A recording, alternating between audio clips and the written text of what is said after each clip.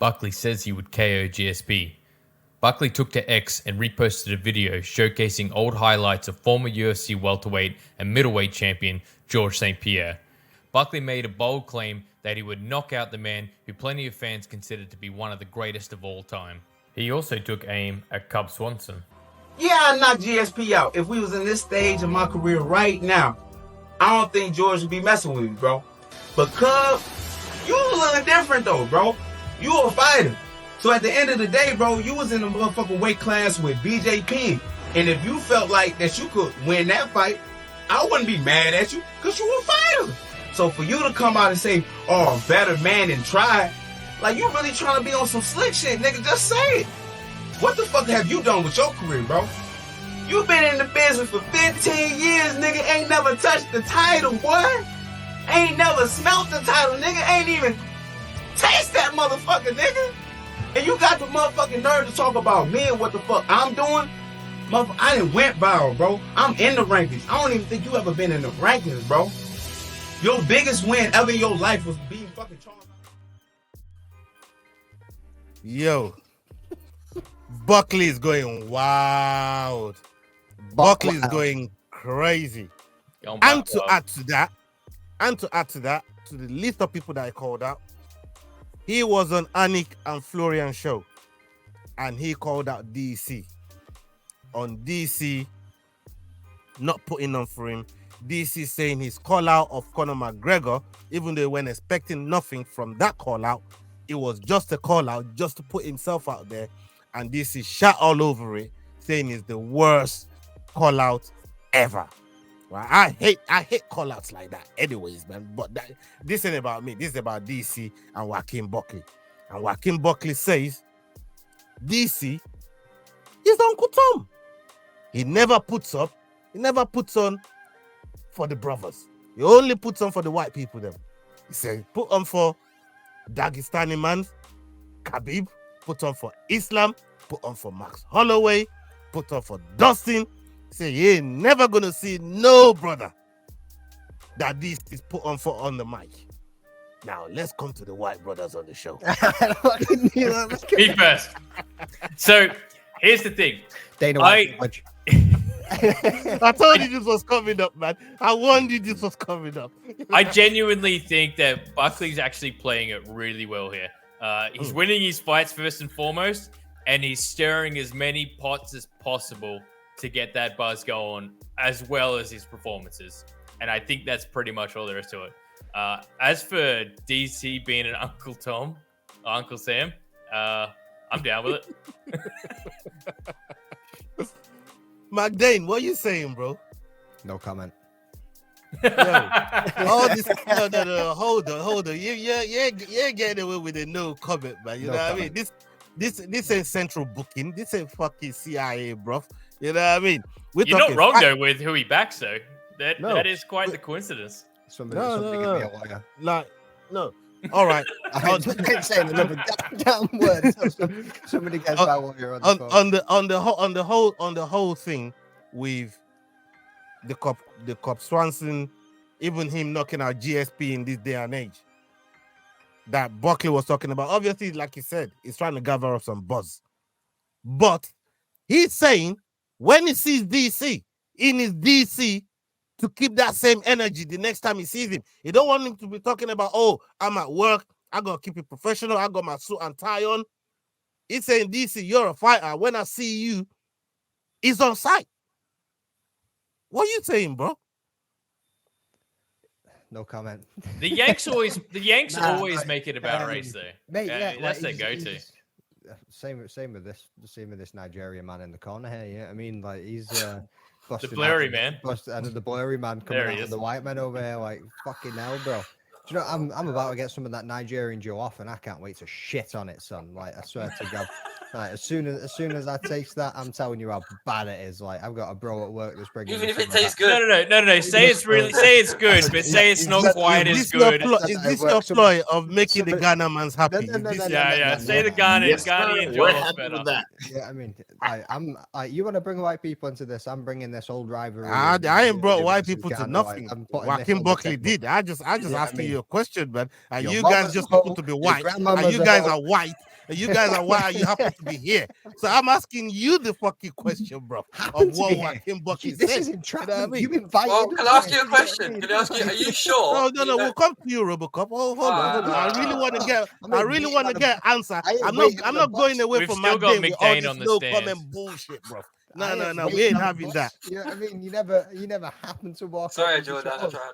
This dude's here, bro. Let's ask him. Okay, just do me a favor and hold your right hand up real quick. All right, now give us your piece. No comment. This is Robocop. Yo. Yes, big up. I just wanted to say, like, are you sure he knows GSP is the right color? Because if you listen, when we watched the video, he spends most of the time using the N word. Yeah, I think they call everybody that, man. You know but I think the man might be a bit confused because, like, you know what I mean? As far as I know, you don't call anyone like that when you eat croissants, you know? But he's... so, you know what I mean? Like, so it's like, I'm not being real. I've got French in my family, yeah? Like, don't be disrespecting the French Canadian, like, you know what I mean? Like, allow it. Like, So here's the thing. GSP is he's in everybody's top 5 GOAT list, right? Yeah, well, I think it's hard to argue that. Yeah. By the time GSP was 30, he was already onto his 2nd title reign. It's MMA maths. Like, he can make a video all he wants. It's MMA maths is always fucking doing. Me right now, I will beat you because of how good I'm feeling. But if, like, again, because you get sexual healing. Sorry. If we turn back time, let's not throw that song in there. Like, if we go back, you know what I mean, and we fucking, like, you can't. It's MMA maths. Fuck me, bro. Like, why are we even having this conversation? GSP would have dusted him. He was the greatest mixed martial artist of his time. You know what I mean? Like, regardless of how well Buckley's doing now, GSP dusted him. Turn that motherfucker into a dinosaur. Yeah, and he particularly said prime versus prime as well, which is wild. Like, I'm like, GSP's prime was. Is Buckley think he's in his prime right now? That was my takeaway as well. I was like, that's 30? Are you in your prime? I don't know. Yeah, like you're 30. I mean, he's feeling himself. You know what I mean? Getting all these wins in a row. You know what I mean? Just don't call out Conor McGregor because it's not going to happen, and you're only going to get called stupid by everybody. I don't think this heel's working for him though. Like, you see it on Twitter.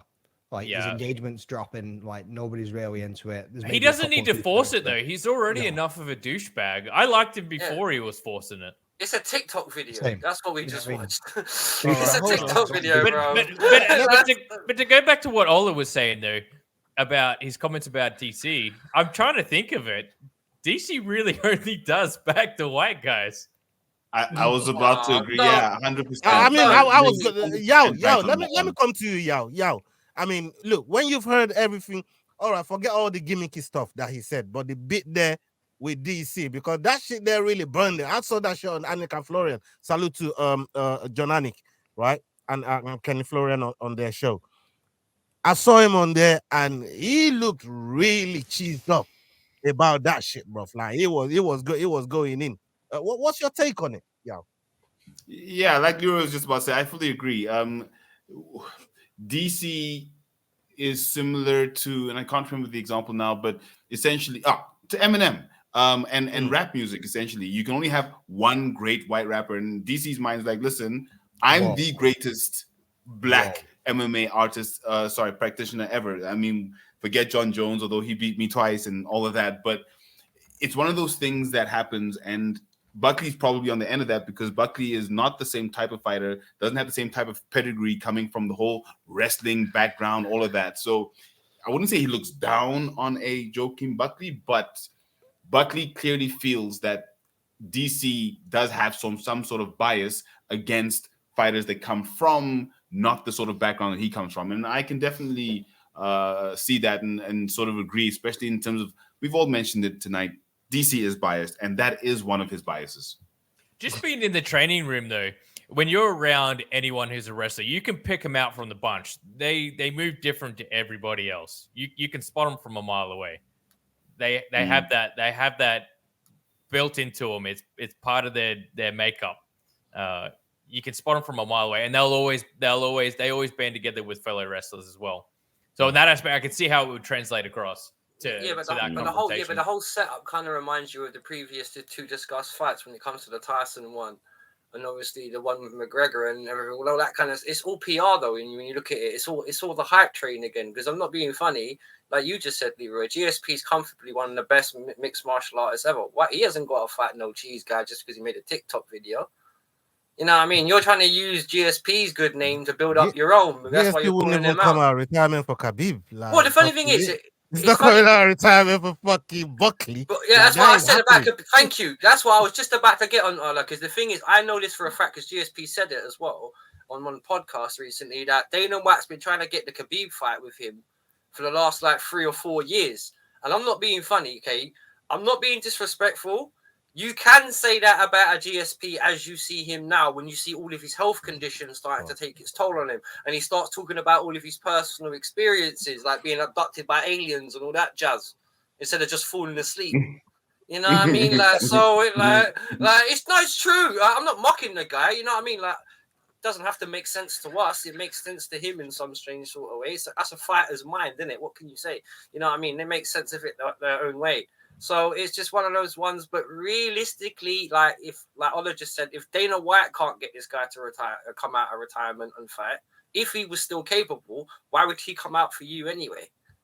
Like this is okay. Next to in modern fighters between a lot of us, maybe the only other person we can say that's out and out better than him is John Jones.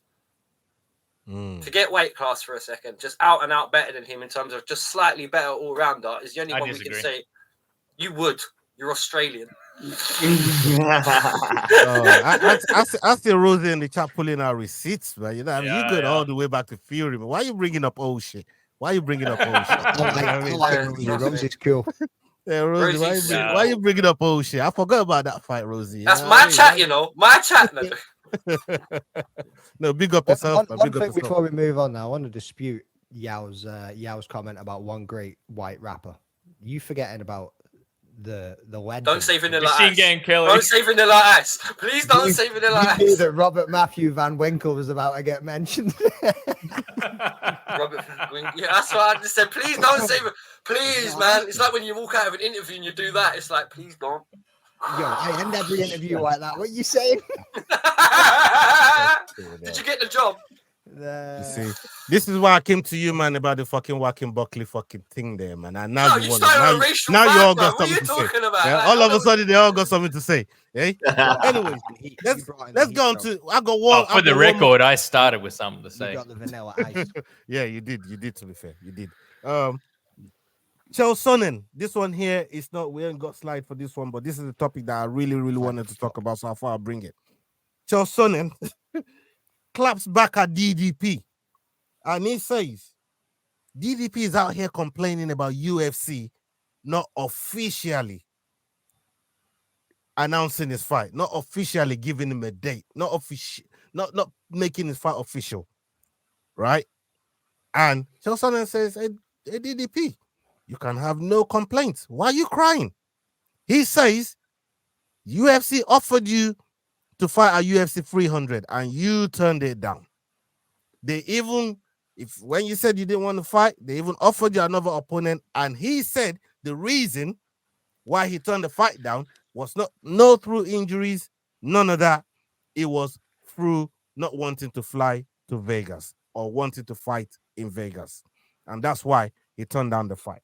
So he says, if you're turning down a milestone event that the UFC has offered you to fight in, and you said no, they got the right to make you squirm.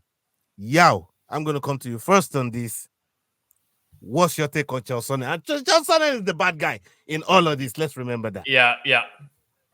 So, look, the man who, let's be honest, didn't know the rules, and so he tapped by mistake. Sure, we'll take his word for it. Undefeated, undisputed, never lost a round.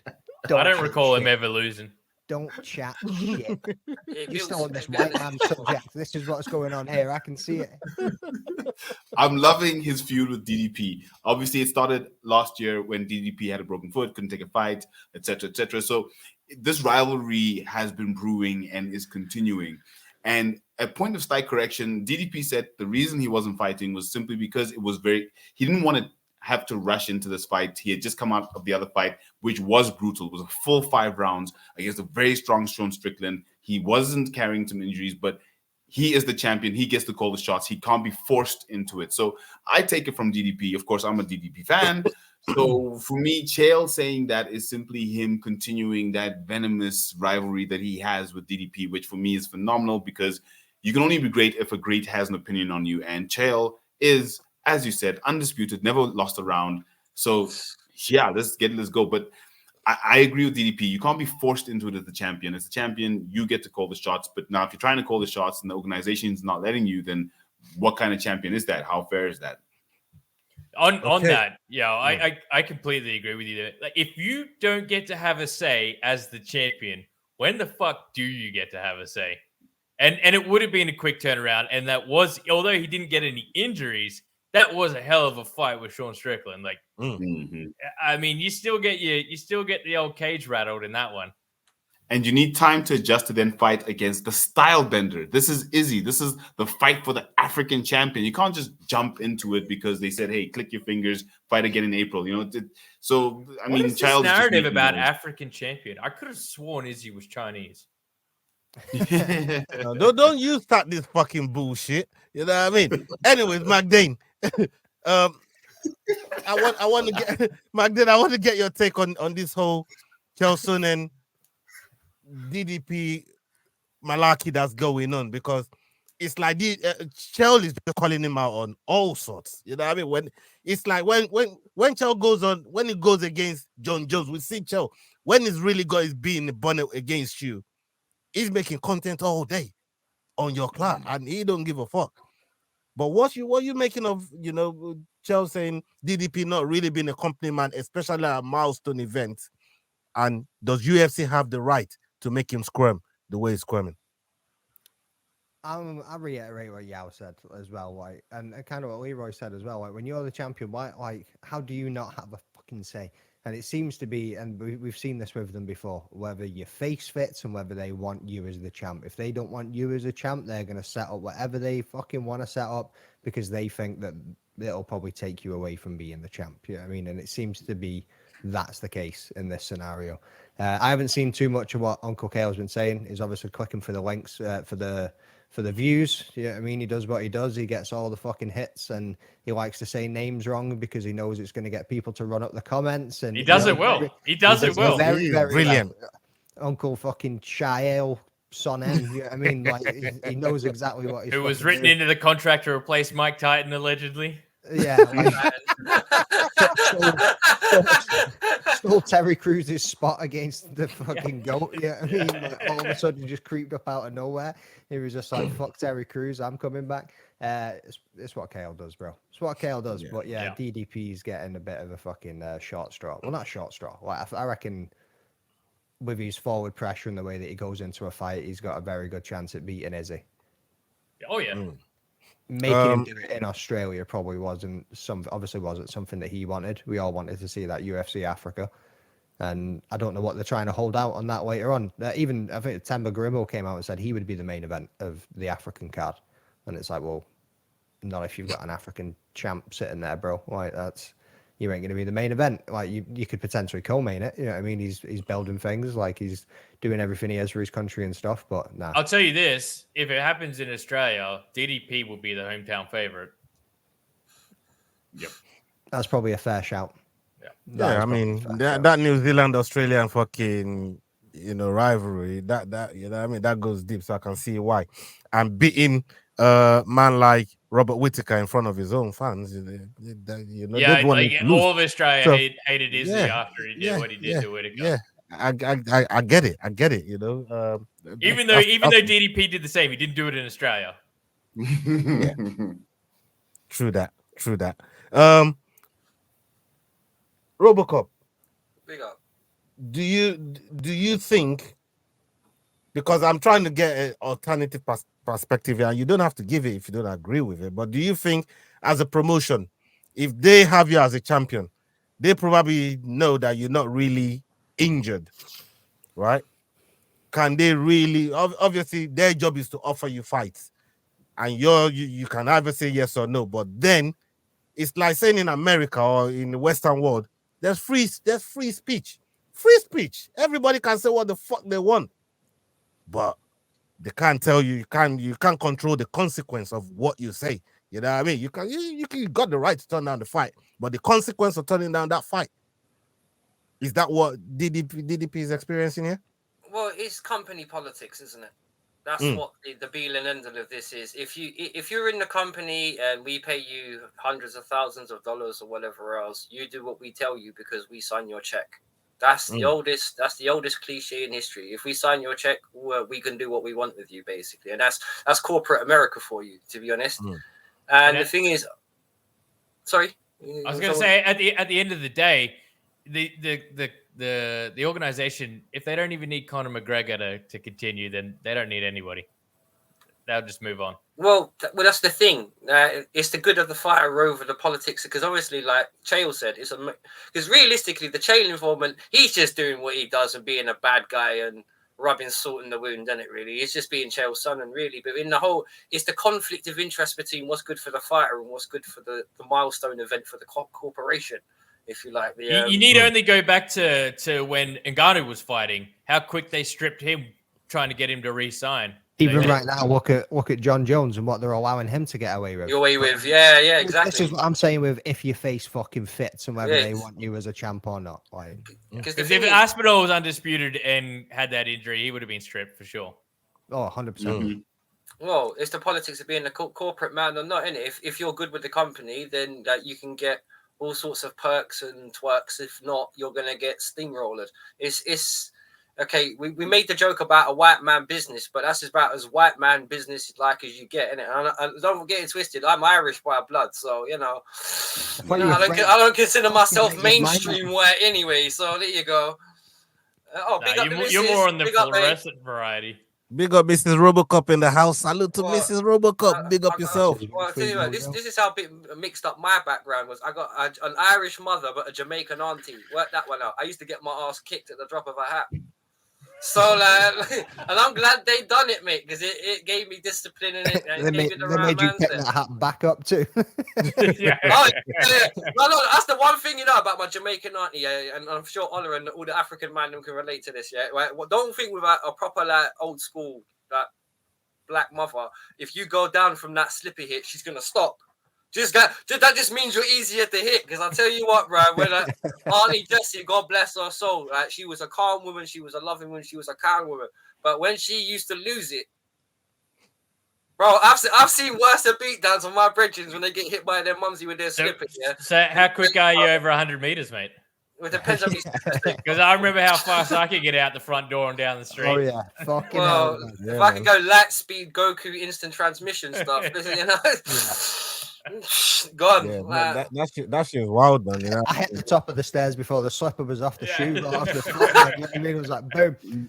You gotta have your wits around you because you know when we used to get lashes when we were young back home in Africa, for every lash there's a fucking word. You know when you're getting clapped up and there's a word that goes with every single exactly. You will never do this again.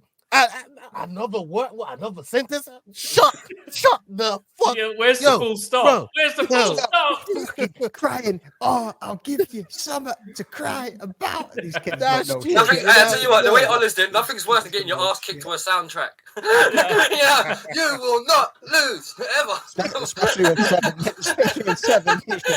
Yo, that's how I used to get my bro. When I was a youth man, I was a knucklehead, bro, and that was my beating. Like something that I'm supposed to get like a couple of lashes for, man. You get like 50, 60 lashes just because they're talking while they're fucking beating you. Right, you wanna know a joke thing? Hey, you know a joke thing, right? I mean, I can't help but feel like you were in the wrong, to be honest. Every time. Yeah, set a man straight though, didn't it? You know what I mean? My mum hit me with a frying pan, bro, because listen to this. Yeah, I was 18. She was making Christmas dinner. I was round her, like, Someone please call Same again. 911. But it's true. But listen, she told me not to take this raw onion, right? So I didn't listen to her. I took one little bit, and she went bong. Like, I was like, what did you do that for? She said, I'm not gonna tell you again. I told you that, and my mum, she would just say something once. If you don't listen, you get it. It doesn't matter what. You know. She legitimately, but bong. I was like, what the fuck are you doing that for? You know what I mean? If you've enjoyed this video, don't forget we do our Dust Off Shakedown every Wednesday, 9 p.m. UK time. Don't miss it.